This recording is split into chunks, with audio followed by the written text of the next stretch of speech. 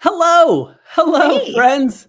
Welcome to Somewhat Useful. My name is Will Myers, and I'm Christy Price. and on this show, we'll be discussing the topics shaping the world of digital entrepreneurship and tackling questions about Squarespace and web design. We're figuring this world out one website at a time, and hope you find this somewhat useful. Somewhat useful. Christy, we're live. I even Yeah, butchered so that intro a little bit. That's how you hey, really know we're live. This is we not a are really recording. live. Yeah, so this season on Somewhat Useful, we decided to bring it to YouTube live, do our streams here, and then it will get edited to make us sound really smart by our Mhm. editor, Ricky, and then posted as a podcast. So if you're here, thanks for Right. joining us. And we apologize if we don't sound really smart in here and we sort of let you down because Oh, you the get the edited version unfiltered view. This will be fun. is this will be fun. This will be really fun. Christy, how have you been? It's been like 3 weeks, I think, since our last episode. What's been going on in the Christyverse? Yeah. So here in Austin, it's already hot. Allergies. It's so funny. I Mhm. say we don't get much snow, but we get like 2 inches of pollen. So like itchy eyes, all that good stuff. It's like you want to be outside, but if you go outside, you feel like Texas is trying to kill you. Yeah. So I've been staying in. Mhm. Yeah. How about you? Humidity high? It's weird. Yeah. This is the one time of year we do tend to get more rain. And so it is kind of humid and sticky and Yeah. icky. Yeah. Just can't stand it. That is the one part about the South and the East Coast that I just really, really detest is all the Yeah. humidity. I can't stand I, it. I really like the winter months more because of that. Yeah, or like a tropical island that has humidity but an ocean breeze. Yes. Okay. I'll take that. I'll take a tropical island, maybe somewhere in Greece. Yeah, then Ooh, I'll yeah. be okay with that. I'll plan it. No, I'll plan it. Greece just keeps popping up. Mhm. Guess what I did this last weekend? I saw your notes. I You know probably what you I was did, gonna and say I'm you probably so can't guess because you see jealous. actual But notes. tell people I who are went here. I went and saw Good Night and Good Luck, which is a So new-ish jealous. Broadway play here in New George York, Clooney. and the lead is George Clooney. It was really fun Mhm. seeing him, like, live, like, the big actor. I And am so so enjoyed this, jealous. and I fully agree with it. George Clooney is the one person that you can dye his hair, like, fully black, and he looks older. Like, he looked because they had his hair And was no all dyed beard. black, he was being, the character. No beard, yeah, and he looked He a lot looks older, like, with he's all of that. he's like But he did less excellent. attractive for sure. Really, really good play, really enjoyed it. It was a fun weekend. We had a good time. And That Easter sounds weekend too. It's amazing. just a Yeah, wonderful little Easter weekend for us. yeah. I caught up on Matlock, so I feel like you're winning. There we go. That's the new one. That's like the new TV show, right? Yeah, yeah. No, It's, is that Kathy Bates. Kathy Bates? That's who it is. Yeah, Yeah, I really like yeah. Kathy I Bates. love Yeah. her. Yeah. Okay, well, today we're going to be chatting with our good friend, Chris Schwartz-Edmiston, also known as CSE, affectionately around the Squarespace community. We're going to be talking all things CSS, web design, growing a business, content marketing, maybe even a little Formula One. We might dip into Ooh. that a little bit. But first, we got a hot Mhm, topic here. Okay. mhm. This might not surprise you or anyone else who's maybe listened to the show before, but I want to read a quote from the Adobe blog. Okay. Mhm. Average global generative AI adoption rates for creative pros are between 70 and 75%. Creative pros in the US are 87%. So 87% of creative professionals in the US are adopting and using AI. In Germany, that's 85%. In Japan, it's got the lowest rate of 49%. I guess that's to be expected, kind of with their demographics there. It's no surprise that the number one activity creative pros use generative AI for is to create images. US Mhm. creative pros who leverage this technology do so for 78% of the photos or images they create. And what's really interesting about this is a quote from an article that was written over a year ago. Oh, wow. This That was is over a year ago. interesting. So, Yeah. initial questions like I'm kind of want to dive into Mhm. how AI has shaped your workflow. How has your workflow shifted over the last couple of years because of AI? Yeah, I feel like I actually don't use it that much for generating images, although I did just do a YouTube live with Diane Whidden, who uses Midjourney to create images Mm. for website design clients, which is really cool. Like for use in production, or is it just for like staging the website to show the client? Like how are To they using? actually use on the website. Yeah, it's Yeah. really cool. She has the prompting is key. Yeah. I'll leave it at that, and Yeah. you can watch it if you're Totally. interested. But I actually don't really use it for images much. I Yeah. Me mostly neither. use AI for helping me think through things. So really as a Mm. second brain. And I think I mentioned at Circle Day last year when we were talking about the course I was developing that I launched in February, the Web Designer's Yep. Playbook. And I was so excited because it was feeding in like all the webinars, all the talks, all the posts I'd written. And I was going to get Claude to help me create this course. And it was a disaster, Will. Like Yeah. it was so like Yeah. it was good, but it wasn't my course. And so I scrapped it all and I did it all without AI, which felt Mm. much better to me. But I still use AI for planning out blog posts, like structuring things, helping me Mm. think through things. So if I'm trying to think through, an idea for something, I'll ask AI to ask me questions like, what should I be thinking about with this? Yeah. And I also use Becca's custom Cody a ton. Yeah. So her little It's chat GPT great. for code. Mhm. Yeah. So there are use cases for it, but I have to say I'm not using it as much as I thought I would at this point. Really? Yeah. Okay. So you're Yeah. using it for like high level structural things. Let's get my Mhm. thoughts organized, but Mhm. not for diving into the content, I like do use it specifics to of the content. structure blog posts and things like that Mhm. and maybe do a first pass, but then I go and rewrite it so it sounds like Yeah. me and I add things. Um, but I know Yeah. you use I'm it same. way more than I I do. use it a ton for code, Yeah. ton for code. But just sticking with the writing part of it, I Mhm. have found it helpful. I use it sort of on the other end of that spectrum. It seems like it's AI is useful at the very front end just to like Mhm. ideate and get some new ideas. Yes. But then I do the middle of it, the middle chunk of Mhm. it. And then there's also this part at the very end where it's like, help me rephrase this idea. Like, what's a better way? Yeah. How can I shorten this sentence? How can I make Mhm. this more concise? I've used that Mhm. a number of times in my newsletter, but it's never written a piece of my newsletter either. That's still very Yeah. personal to me, I and I haven't don't really noticed want to. any M dashes in your newsletter, so, No M you know. dashes, no delves. I know it's Right. these are Let's becoming big delve tells. into that. Yeah. Let's delve into Yeah. that dash dash. Yeah, and with coding, I'm using it all the time. I use Cursor, and that is just an I don't know insanely powerful Cursor. coding tool. Oh, It's cool. honestly, it's not. I would not recommend it for just like building Squarespace websites. It's much more for Okay. like building applications or some other technical stuff. Gotcha. Um, Gotcha. but it's a fantastic tool, and it's because you're writing the code and then you have Mhm. AI right there, and you can just like Mhm. reference it, and it can look exactly at your context. I've found that to be really helpful, but I have not used it for image generation either. That does seem to Yeah. be. I was surprised by that number. Actually, we both did it. We played around with it with our dogs early on. I remember you had like Vivi in a Yes, astronaut the thing, and I had Bela the vacuuming. So yeah, yeah.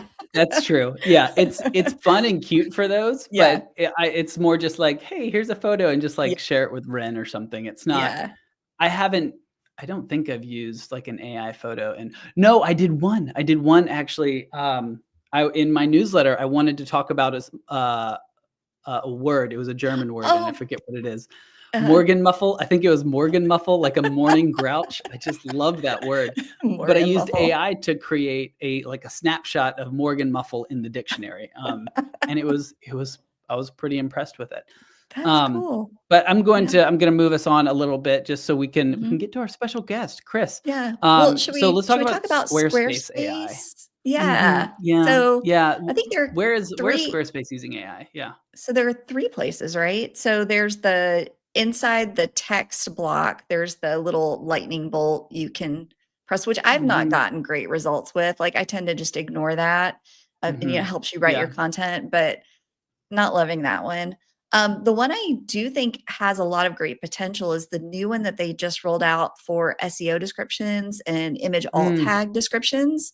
I've played mhm. around with that. It definitely Like, this is definitely their first iteration on it. Somebody wrote me and they're like, I started using it and then I went out and I came back and it won't let me edit anything. And I'm like, yeah, I guess they're still working on it.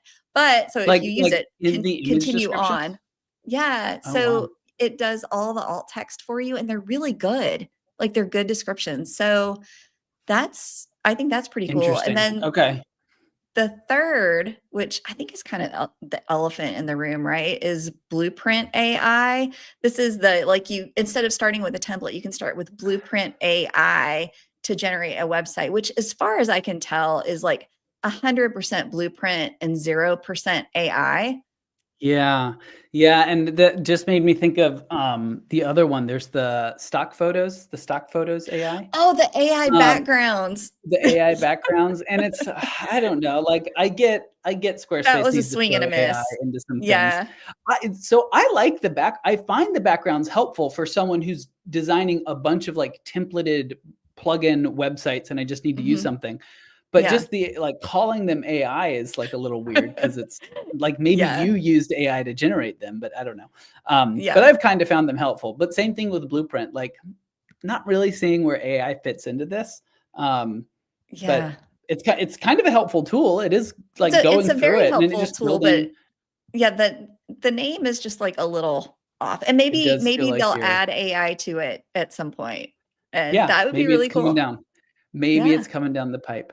Okay, Christy, Uh-huh. really excited for our sponsor this season. We have a new sponsor. Me This too, is me a good too. one. 2 people, a whole family of people that we just love and respect. Why don't you take it away? Yeah, so, our sponsor of the season is Square Kicker, and it sounds so much better when it's not in an American accent, but I'm gonna Square kicker. pronounce it Square Kicker, so much nicer, but I'm American, sorry. And I'll just do our first sponsor read here. So, want to deliver exceptional Squarespace websites faster? Explore the Squarespace template store Squarespace. See, this is like when it's live, you This is can't go live. back and fix it. Nothing we could go back. Yeah. Yeah. Want to deliver exceptional Squarespace websites faster? Explore the Square Kicker template store, premium designs built for designers like you.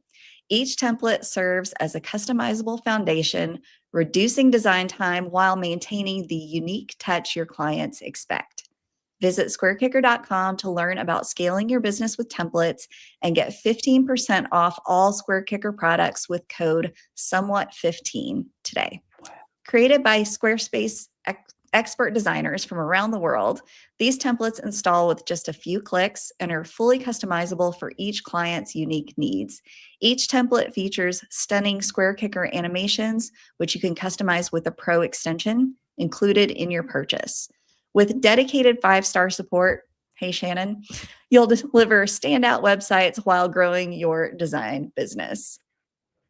Square kicker. And Shannon, Square he's a Kicker is good a lot man. of fun. I know. I feel like It I is. always talk with Shannon when I have a support question. Really nice guy. He's a good guy. Okay, so let's jump into our tips really quick. A couple Mhm, new Squarespace features, things we want to mention before we move on. mhm.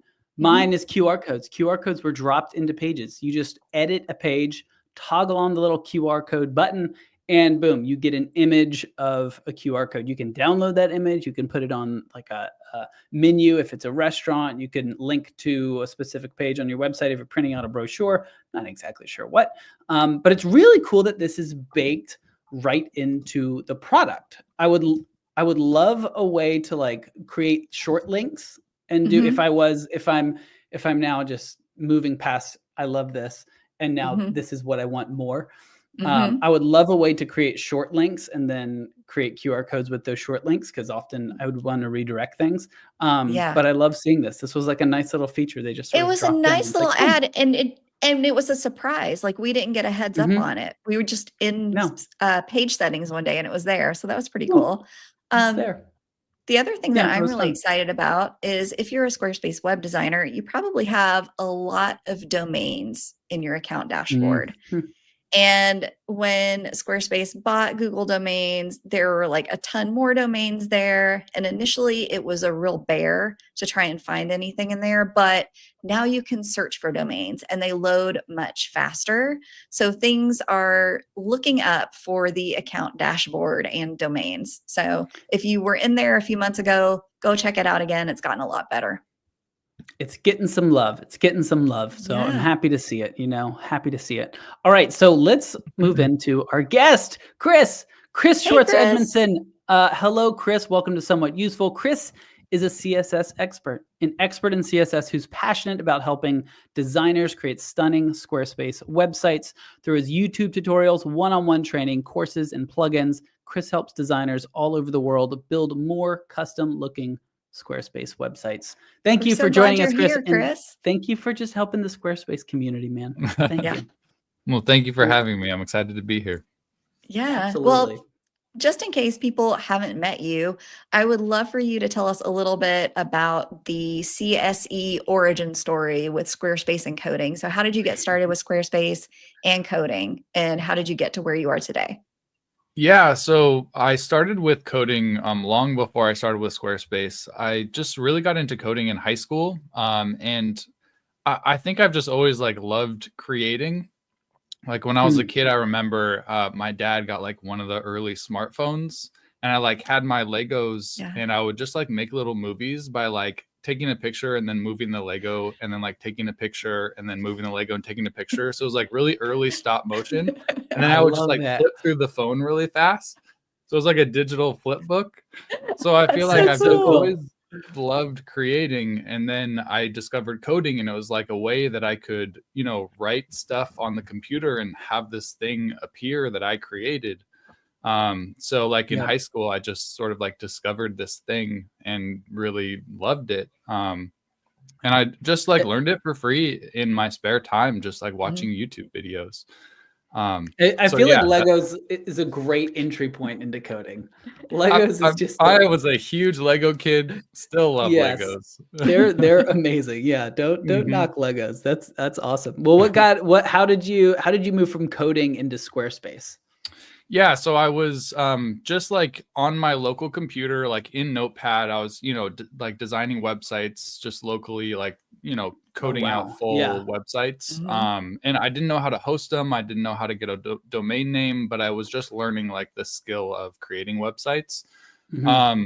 So that was in high school. And then in college, on the side, I started doing digital art for this company that was based in Oakland, and I was going to school in the Bay Area. So it was a good sort of remote work that I could do. They were this architecture firm. And so I would do Photoshop mockups of their product in different spaces. And so I just had this whole portfolio of digital mockups that I wanted to put online.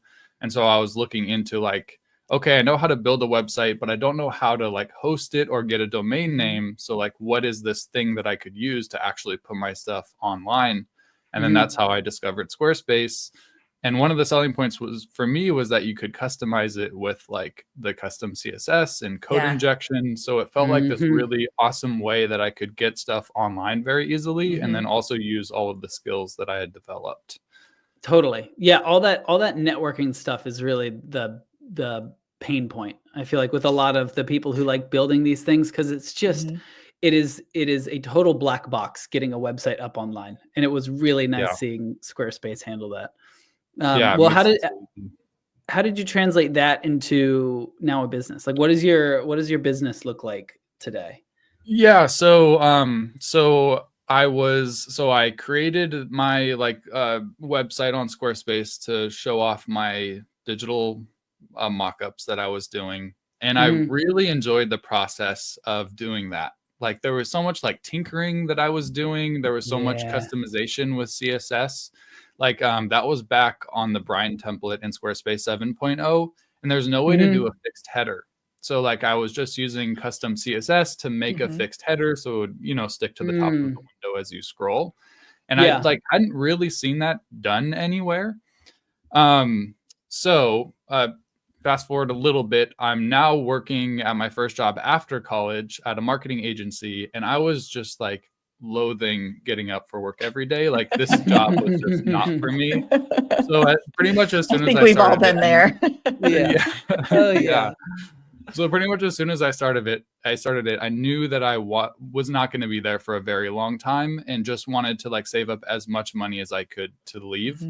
And because I just had this love for web design, I was like, okay, I think that's the thing that I'm going to do once I save up enough money to finally leave. And so that's what I did. So I worked there for like a year and a half, and then I just like cold turkey quit my job. I had no clients, no leads, no anything. That's a leap of faith. Really? That's so cool. Wow. Yeah, this was again like a year and a half probably after I graduated college. So I was living in the Bay Area with 6 people in one house, and that's how we could afford the Bay Area. As one does, yeah. But like my expenses were super low. I didn't have a lot of like responsibilities necessarily financially. So this felt like, you know, there was a ton of thought that went into this. It's not like I was, you know, one day at work, I'm like, I'm done and I'm leaving. You know, there was a lot of planning that went into it, and it just felt like this was the right decision for me at the right time too. Now, as you were kind of creating this business, you mentioned you figured out the code for Bedford. Were you at this point blogging or doing any kind of video content about the things that you were figuring out? Yeah, so I quit my job, and then I was just sort of twiddling my thumbs because I didn't have any like clients or leads or anything. So I just started my YouTube channel, and I was like, I'm doing these really kind of fun, cool customizations on my own portfolio site. I'm just going to make some videos about how I'm doing this, because I'm sure other people, you know, fixed headers were like all the rage at that time. So I was like, I'm just going to make a video about this. And so that's kind of how I got started. That's how I got my first clients, actually, was they kind of found me through my YouTube tutorials that I was customizing Squarespace, and they were looking to do that thing, but also a couple other things. And so then they were able to hire me through that. Nice. So is your business like mostly the customizing websites that are already up there, or is it working with clients to fully develop websites? Yeah, correct. Now, so I started out thinking that I was going to be doing full web designs, but because I started my YouTube channel so specifically about customizing websites, it just sort of evolved in that direction. And so I was like, I love this direction. Let's take it in this direction. So most of the work that I do now is customizing websites for either other web designers that have their client sites, or for people that are building their own websites that just need a little bit of customization. So I'm curious if you're willing to share, like, in terms of buckets of income or percentages, like, does a lot come from YouTube? Does it come from affiliate marketing? Does it come from customization or full builds? I'm really curious about how you can kind of lean into each of those as you need to. Yeah, that was a huge part of sort of like growing my business, was diversifying the income. So I would say to anyone watching or listening, if you only have one source of income, think about how you can multiply that. So yeah, primarily probably like 60% of my income is client work. So I'm still pretty dominantly customizing for people. And then I have an online course, really. And I don't really like advertise that. I don't know. I get a little like self-conscious when it comes to marketing and stuff. So I don't. Totally. It's hard. It's hard. Yeah. It's so hard. It's really hard. Is this your CSS course? So this is custom layouts in Squarespace. So there is some CSS involved in it. But it has sort of, with Fluid Engine, evolved into more of like a how to do different layouts with Fluid Engine. Gotcha. But I do dive into a little bit of CSS in there. So you've got. So I don't do a lot of marketing for it. I just sort of like put it in the link in the video descriptions, and if people come across it, then awesome. So there's like a little piece of digital products. There's your client work, and then I'm assuming something from YouTube. Yeah, just a tiny little bit from YouTube. You know, I get the ad revenue. Primarily, YouTube for me is more of like a lead engine, in that like if I put out helpful content, I figure people are going to come across it and then want to hire me for things. So I don't necessarily do YouTube for like the ad revenue necessarily, because it is such a small portion for me. But it really is super helpful to help, the leads coming in. Yeah. For and then lead I generation. also, under like the digital umbrella with courses, I also sell plugins. So I would say the digital umbrella, the plugins and the client work is, almost all of my income. And then, affiliate sales are a tiny little sliver, and YouTube is like a tiny little sliver. Yeah. So the plugin of yours that I use the most are the scrolling logos. It's so helpful for clients who have a ton of logos, and maybe before they had like this giant logo wall and it was really ugly. And now you can just put it in a list section and the logos beautifully scroll by. It's a really nice one. Yeah, that's a really good one. So and that one came about, so just real quick, that one came about very organically too, because I was doing that customization for a client and I figured, like this guy wanted this, I'm sure other people would want this. And so I just like turned it into a reusable snippet. I can't Is tell that you where your ideas come from? So good. Most of my plugin ideas, I would say, come from doing a customization for one specific person that I figure other people would want. Yeah. It's not necessarily you sitting behind a computer coming up with people's ideas. They're like, hey, can you build this? And you're like, oh, that's a good plugin idea. Yeah. Totally. I've been the same way. And Chris, you also blog. So do you do like a blog post paired with a YouTube video? How does that work for you? Is the blog really a generator, or is it mostly YouTube? It's mostly YouTube. I kind of only have the blog just because a lot of my YouTubes come with CSS and I like need a place to put the CSS. So a lot of my blog posts are kind of just like the video and then CSS and like a brief description. Which still helps because people will come across my blog posts and find me that way. So, it's not a bad thing, but I wish that my blog posts were a little bit more like built out. I just like don't have enough time right now. So that's something that I'm also trying to use AI to do, is to like take the YouTube video transcript and then run it through AI and then have it sort of like build out an outline just to make the blog post like a little bit more robust. So is that the core structure of the marketing for your business? You do a YouTube video, you have this blog, but from what you're saying, maybe it's not like the SEO traffic to the blog, it's more the SEO traffic to the YouTube video. 100%. That brings in the most. Yeah. Interesting. And I know you also have a newsletter too, because I get your emails too. So where does that fit into your marketing as well? Yeah, so I do collect like emails. So I have my newsletter list, but it's definitely has sort of like fallen down the priority list a little bit. So I kind of feel guilty about it because I don't get newsletters out that often. So it's something that like kind of weighs on me, like, man, I should really be like putting out more newsletters, but I just feel like I don't quite have enough time.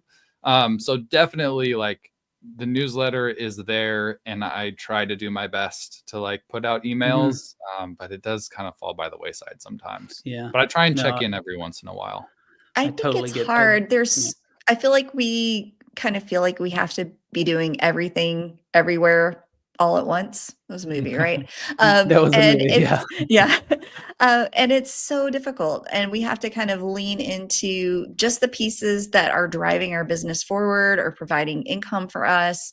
And we can't possibly do it all. So it's really interesting to kind of hear the parts that people are leaning into and what's moving the needle for them. And for you, it seems like the content creation on YouTube is really one of the most key parts of your business. 100%. And like, because I think I've put so much energy into YouTube, I have YouTube videos that rank at the top of Google search where like you would expect a blog post to be, but it's just like the YouTube video that appears. So that's why like, I think when I saw that, it was sort of like positive reinforcement and that like, oh, this can work as a thing on its own. And so I've just like really put a lot of energy into it.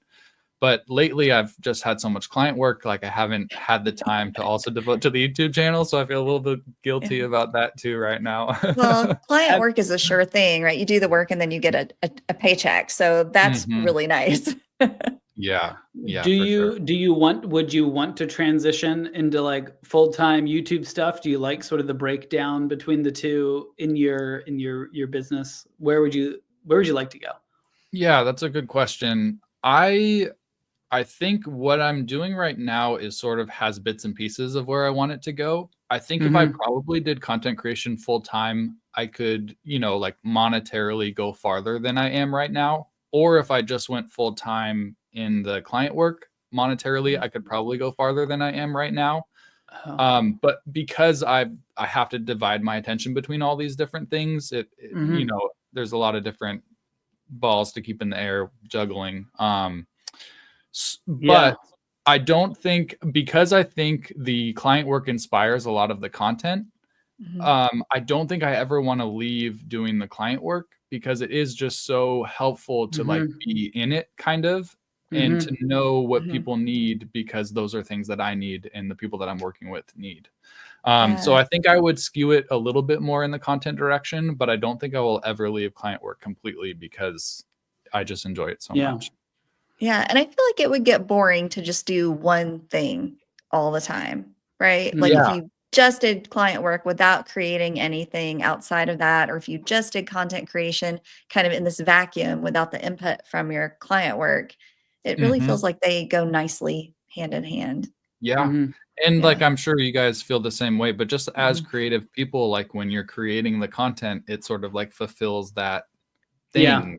For sure. It does. And I've heard that same sentiment from a couple other creators too. I know there's a newsletter by Olga from Applet Studio. I don't know if y'all are familiar with her. And she said a similar thing, like she's creating courses, but she still wants to keep doing client work because it informs and it also just like feeds this other part of your soul. I feel like that's like interacting with a real human, not just a bunch of chats.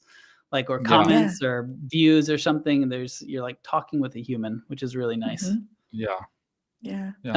So you are developing a new CSS course. Is that right? Yeah. So I've had this idea for a while. And basically it's like an intro to CSS course for people that are just copy and pasting right now. So I remember my sort of learning through high school, where you go from like literally not knowing anything to now like feeling like you speak this language and it's like so powerful.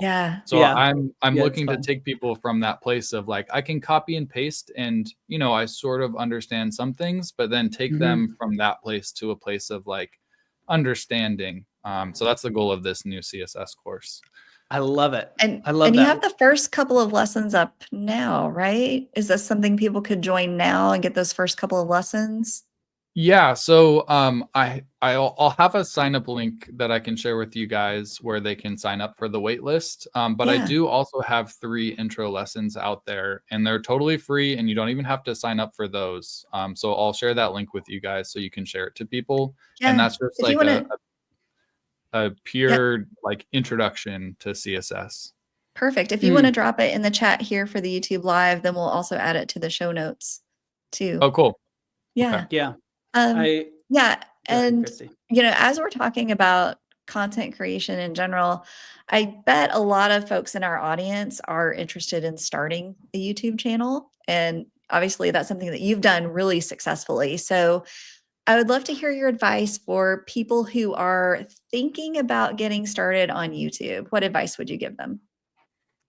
Yeah, honestly, just start. Like when I had quit my job, I had no clients. I didn't have any equipment. I think my dad had this like really old handheld microphone.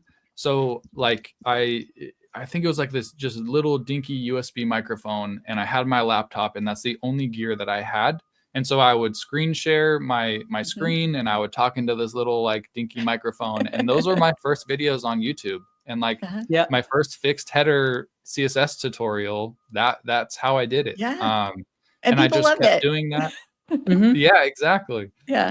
So I just kept doing that. And over time, you slowly upgrade your equipment and, after years, it looks a little better. It sounds a little better. But in the beginning, you just have to start. And like, once you sort of like flex that muscle, strengthen that muscle of just doing it and doing it and doing it.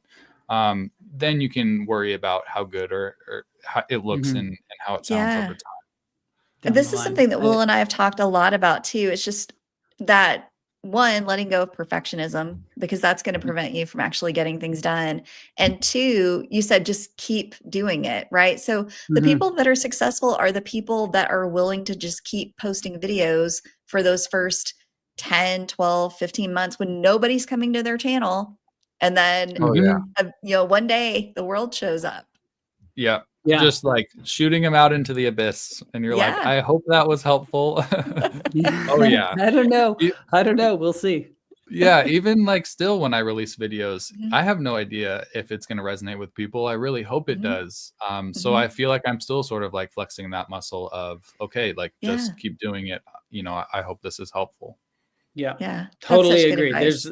You're never gonna like get over that feeling of like, okay, this is gonna be good. This is gonna be good. You're always just like, well, we'll throw it out there because there are some videos that you're like, how is that getting so many views? And some videos you're like, how isn't that getting so many views? Like, 100%. And it's totally up to like the algorithm and just other people and other stuff. Like just start. That's some of the best advice for just, I think, anything in your life is just start. You just jump in. Yeah. Okay. We were talking about AI and AI tools and stuff earlier. I'm curious to hear what's in your AI stack these days. Yeah. So my AI stack is pretty much Claude. So I have the Claude subscription. So that's my go-to. Is your Claude gendered? Like, do you think of Claude as a he or her or they? Because mine is a she. Okay. I think of Claude as a he. Interesting. But I find this so fascinating. Yeah. I think of Claude as more like a male name, I guess. And so that's why maybe I assign the gender. I don't know. Mine is kind of a surly French virtual assistant. He takes a lot of smoke breaks. Yeah. Yes. That's good. That's really interesting. Yeah. Love Claude. Love Claude. What else do you use, Chris? So and how do you use it? Yeah. So I use it a lot for like plugin, like development and ideation. So, it's just super helpful for that. Also very high level stuff like you guys were talking about earlier for like planning, running, just any like concept too, I'll run by it. The blog post thing that I mentioned earlier, how you can throw in a YouTube transcript and it like puts out an outline. That's super awesome. I got into Cursor a little bit, which is like a AI built into like a coding platform, environment, I guess, VS Code. Coding environment. And so I was using that a little bit just to kind of like dabble in more full stack development, but it just felt a little bit outside of what I'm ready to tackle right now. So I'm very happy just using Claude for like JavaScript and that sort of thing. It's really overbuilt for a lot of Squarespace stuff too. Yeah, for sure. Totally. Yeah, there's Chris, a lot going on in AI. There is. We've got some lightning round questions for you in just a minute, but let's go ahead and take another sponsor break and give another shout out to SquareKicker. All right. So if you are just joining us, this is Somewhat Useful, a podcast about creative entrepreneurship, mostly around Squarespace web designers. And today we're talking with Chris Schwartz-Edmiston about custom code, growing a business, and more. But let's talk about our wonderful sponsor, SquareKicker. SquareKicker. What if you could have unlimited creativity on Squarespace? The SquareKicker Pro extension gives you powerful design tools, powerful design controls with an intuitive visual UI right inside your Squarespace editor. It's really nice because it's right in there. It's not like copy and paste code. It's right in the Squarespace editor, created by designers for designers with over 100 no-code tools. They empower you to customize Squarespace far beyond its native capabilities. Visit squarekicker.com for a free trial. No credit card required. Love that. Don't have to put it, just jump in, free trial. Use the coupon code SOMEWHAT15 to get 15% off all SquareKicker products today. Supercharge your creativity with the dramatic scroll effects, custom hover states, unique section layouts, and so much more. With dedicated 5-star support, you'll never face a design challenge alone. The SquareKicker team can't wait to see what you create.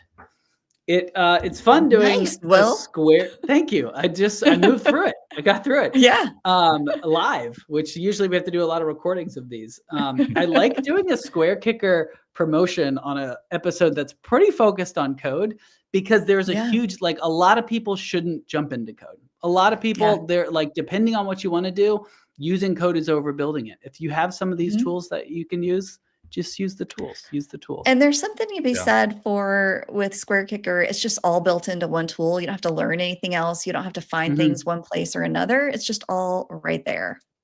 It is nice. I love coding, and I've used Square Kicker on sites before too. Like it can do things that would be really difficult with custom code. Yeah. Oh, one of my favorites is like the animation, the rotations, because coding that is a bear sometimes. Yeah, it is. And the rotation works so nicely. And stuff. Yeah. They've done a good job there.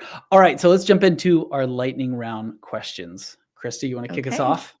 Yes, Chris. Do you have any pets, and do they work with you?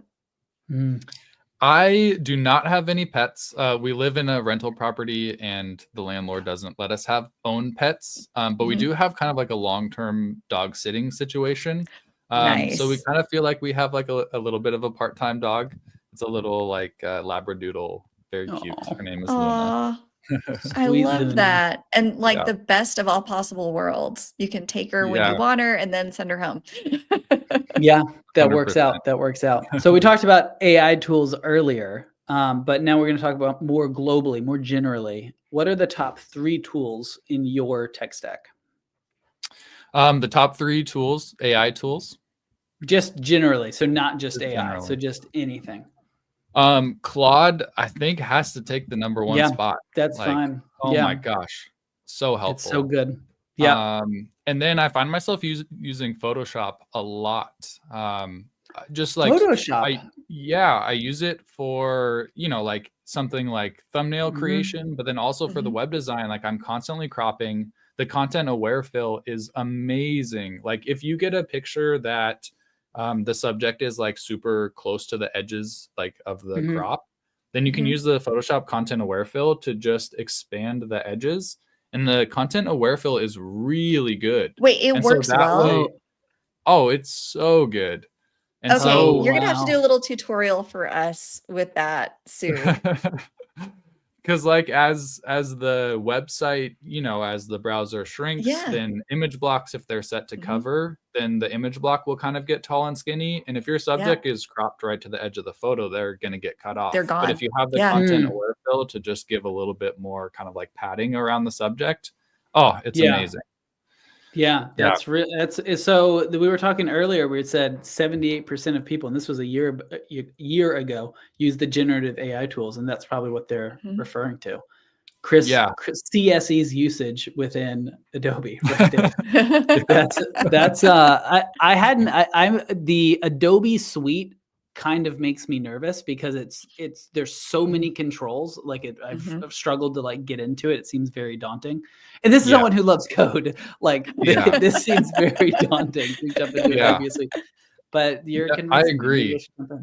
I think my product that I was mentioning earlier for the architecture firm, like my product mock-ups, I was using Photoshop for that. And so I really had to learn Photoshop well to be able to do that. And so I think that has helped that I'm super comfortable with it now. But holy crap, there's a lot of buttons. It's a beast to learn for sure. Yeah. Well, if you wanted to do a little video on just the generative fill, I would love to see that. Yeah, for sure. Actually, I have a YouTube video. It's a little bit older now, but it is buried in my channel that I would love to provide a link for. Okay. Yeah, drop a link. So I'll try and find it after. This is back to our. We're just riffing now. Back to our talk about YouTube and creating YouTube videos. This is another really interesting thing I've noticed, because I'll go on YouTube. I have an idea for a video, and I'm like, oh, I should create that, and then I'm like, oh, the video's already out there. And there are so many people that are like, I don't care. I want to hear you explain it. Like, I want to hear Chris tell me about how to do this image fill. I know there's other videos. I don't care about them. I like Chris. Yeah. And that has surprised me to see how much of that is out there. And that can be like a limiting belief too. Like, oh, there's already people doing this, so I can't do it. But absolutely not. Like, no, you do it your way, and people might connect with the way that you do it. Yeah. Totally. Yeah. Like there's so many different preconceived notions you come into it as you're teaching something. So yeah. Good point. Yeah. All right. Last question, Christy. You ready? Yeah. What's the best advice you've ever received? Whoa. Yeah. We're going deep. We're going deep. Yeah, that is deep. I think, I don't know that it's the best, but it's something that pops into my mind right now. And it's that what gets you here won't get you there. And I think that's something that I think about a lot. It's just really interesting to think about, because you can. So step one, like we talked about earlier, is just start doing. Like 100%, you have to start in order to get anywhere. But then you can kind of get into this cycle where it's like, oh, I've been doing this thing. Like, why aren't my results any different? And so I think about that a lot. Like, okay, so, I've gotten to this point by doing these things. What do I need to change or do differently to get to the next point? So I don't know that that's the best advice I've ever received, but it's something that I've been thinking about a lot. It's good to think about. Yeah. It's very thought provoking. I like that. I think it's my business mentor. I think he said like a similar thing, but just in a different way. He said, as in entrepreneurship, you create messes and then you clean them up. And that's how it works. You got to be okay making a mess and then you go clean it up. And that's how it works. And I think it's the same thing. Like you build a business and then you almost get nervous to change anything. Because you're like, okay, this was working for me, but then you just get stuck in a rut and you gotta constantly be shaking it up. Yeah. That's really good advice. And that's part of the fun, part of the journey. That is right. Exactly. That if you can get out of the scariness of it and just think of it as fun, like it can be really exciting, just like making stuff up. Let's do a live podcast on YouTube and just see how it goes. See how that goes. Right. And this look how great. Hey, this has been a blast. It's been really fun. It has. Well, Chris, where can people find you online? Yeah, so the easiest way is Schwartz-Edmiston.com. If you can spell it, that's my website. So pretty much everything goes on my website or my YouTube channel, which is at SE Web Design. That's easier to spell. Much easier, SE Web Design. Well, that is it for today's episode. Chris, thank you so much for joining us. And thank you all so much for listening. We hope you found this at least somewhat useful. Be sure to subscribe to our podcast. And if you really like us, leave us a nice little 5-star review, as this really helps us grow the pod. Or if you're watching here live, smash that like button. Thanks again to our sponsor, Square Kicker, and thanks to our audio engineer, Ricky Gunton. We'll see you next time. Bye.